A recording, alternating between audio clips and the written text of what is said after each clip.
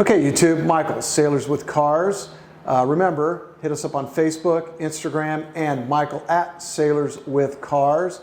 And if you've been following the channel, you will know that this young gentleman standing right here, Corey Logan, was our first interview. And he's back because he loves it. Corey, thanks for coming back. Thanks, Michael. So if you don't remember, Corey's a lieutenant junior grade in the Navy. He's currently the second division officer in USS San Diego, LPD 22. See how I remember that. Fine Ingalls-built vessel. Fine Ingalls-built vessel, yes it is. Corey just told me he just got his officer's deck letter. Congratulations on that. Thanks. And well on his way to getting his final SWO qual. So, and it is Sailors with Cars, so of course we're going to cover that. That's a big part of it. Corey, what have you brought us to? What fine hot rod have we got with us today, and what are we doing? Oh boy, it's a real scream machine, Michael. So this is a 2015 Mitsubishi Mirage. This is the base model, about as cheap as it gets, as stripped down as it gets, and as I'll show you a little bit later, even more stripped down. Yeah, we're noticing that. Yeah. So you bought this as a daily commuter car? Bought it as a daily commuter. So I dailied the Porsche for about a year. So you got to remember, he's got the 356 replica, the beautiful car. It's not really, is it yellow? Ivory. Ivory. Of course, Porsche would call it ivory. Yeah, ivory. So if you watch the channel, you know we had that up here as our first interview. It's a beautiful car. But as I asked Corey if he daily drove it, he said he did. Me, I'm like, I don't know if I daily drive that. So now I understand the Mirage a little bit more. So I had a rental car for about a month, and it was a really cheap, beat-up rental car. And even that, I remember the conveniences of having things like a roof. Sure. So I just wanted to find a very inexpensive, very efficient car, as austere as possible. My mom likes to joke that I'm the only person that goes into an auto dealership and tells them what I don't want. Exactly. That sounds familiar. Isn't that how you got your car stays? Yeah. All right. So it's a stick shift. It's a stick shift, 5-speed manual. 5-speed. It has an engine. It has an engine, yes. We're not going to find a hamster in there, are we? You may. On a wheel? Well, you know what? Let's just let's take a look at that mighty engine. All right. All right. So we have a little sewing machine engine here. It has 3 cylinders. Honestly, I can't speak much to its specifications, but I'm going to guess a 1.8 something liter. Probably somewhere around there. Probably 1.8. More than 1.8. 1.5, definitely. I'll say 1.8. That's kind of a common number for 3-cylinder engines. I know I'm making less than 100 horsepower. Well, then you and your Porsche are right in tune with each other now, aren't you? So this is actually slower than the Porsche, which is funny. I had gone about 2 months without driving it, and I got back to driving it yesterday, and it felt very quick compared to this. And how long have you had this? I've had this for about a month and a half, maybe 2 months now. It's clean. I mean, it's very clean on the inside. So these cars, they're not, as far as I can tell, was it a very rental? desirable. No. No, it wasn't a rental. You bought it from the dealership? Bought it from the dealership. It's had one owner before me. It looks like They really didn't put very many miles on it. How many miles are on it? About 25,000. And this is a 14? 15. 15. So no, they didn't put, normal amount. 15 is 3 years. No, less than 30,000. So yeah, no, they didn't drive it much. I probably did a lease return or something on it. Something. But are we seeing all that is of the hamster engine? I saw the hamster. He's blinking at me back over here. All right, well, that's a beautiful engine. No blower, no supercharger. It's okay, though. Not much of anything. Mileage, gas mileage? Very good. So half the reason I bought this car was just for the mileage. Which Driving it conservatively, I can average about 52, 54 miles to the gallon. What? What's that about? Somebody's got to save gas, because I don't. Yeah. I mean, if you have like a burrito for lunch, you could probably eke another, 10 or 15 Yeah, out of it. exactly. Well, you know what? Let's get into why you're here. Let's check out that back where you've got everything ripped up and talk about what's going on back there. So there's a little bit missing back here, if you can't tell. Part of why I got this car was also to work on a little bit, try different things that I hadn't done before. One of those things was doing a sound insulation project. So the first thing I did was I stripped everything out. I stripped out the seats, stripped out the carpeting, stripped out even the plastic panels on the sides. Are you sure you're not getting this car ready for racing? Because I had another guy come up here doing the same thing, but he was racing his Subaru. Sure you're not modifying the Mighty Mirage for a little race action? I'd have to do something with that engine because 0 to 60 is more of an eventual thing with this car. You can take as much weight off. You can take the roof off this thing. It's not getting anywhere quick. Is what it is. It is what it is. Let me see if I can get a little. So I closer to see decided what you're doing. yeah, if you want to bring that in here, you can see everything stripped down. So how long have you been doing the remodeling?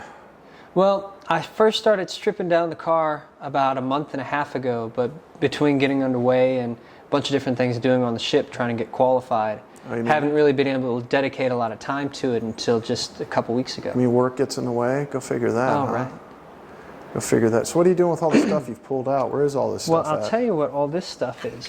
So when it comes to insulating a car for sound, it's typically a multi-layered process. There's no one-stop shop kind of material to do it. Each different material you can use plays a different part. The first thing when it comes to sound reduction is dealing with resonance. So all these metal panels on the car, as you're going down the road, they're going to vibrate, and especially the panels that are flat and a little bit larger.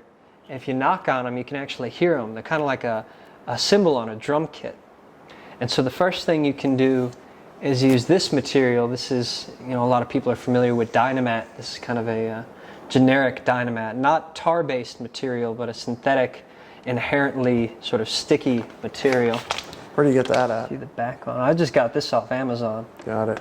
But the purpose of this material is to actually dampen vibration. So you take a strip of this off, you put it on the panel, and you kind of roll it down, and you go from having that ringing sound of the panel to a much more muffled So you've already sound. put some on there. So let me. So I put some back here. You can check it out. So I'm just going to ask, why? Why put all the effort into this? Like a quiet ride. Okay.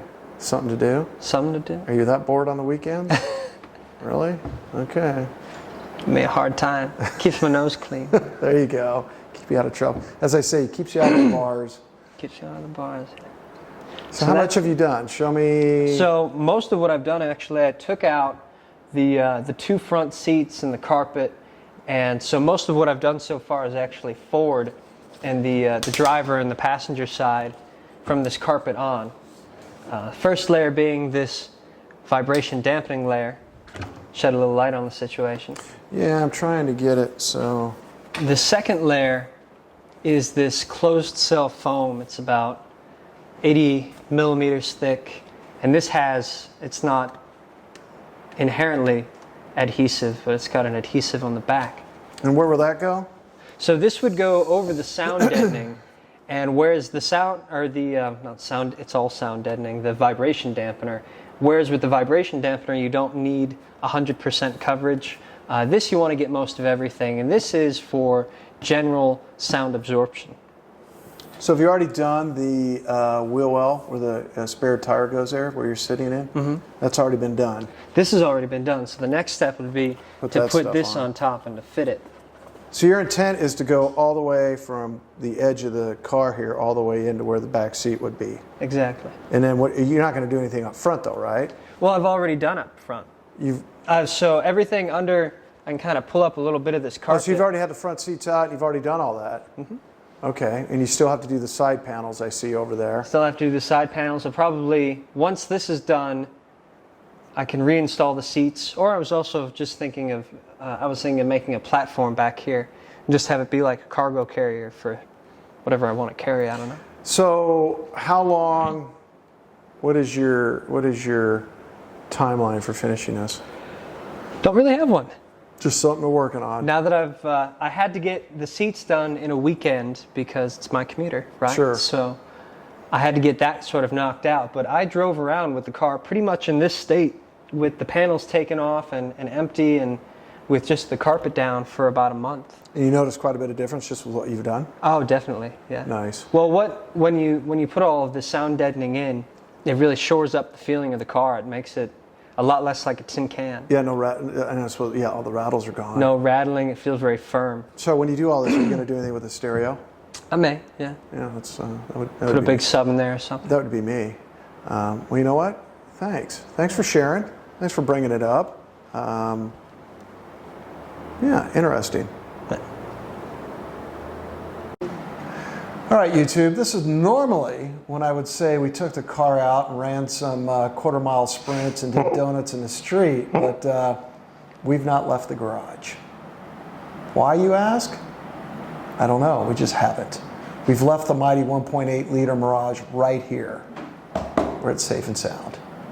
Anyhow, Corey, good to see you again. Thanks for coming up. You don't get another cover, sorry, What? even though we have new ones. Yeah, I was going to say, I saw the mesh on the back.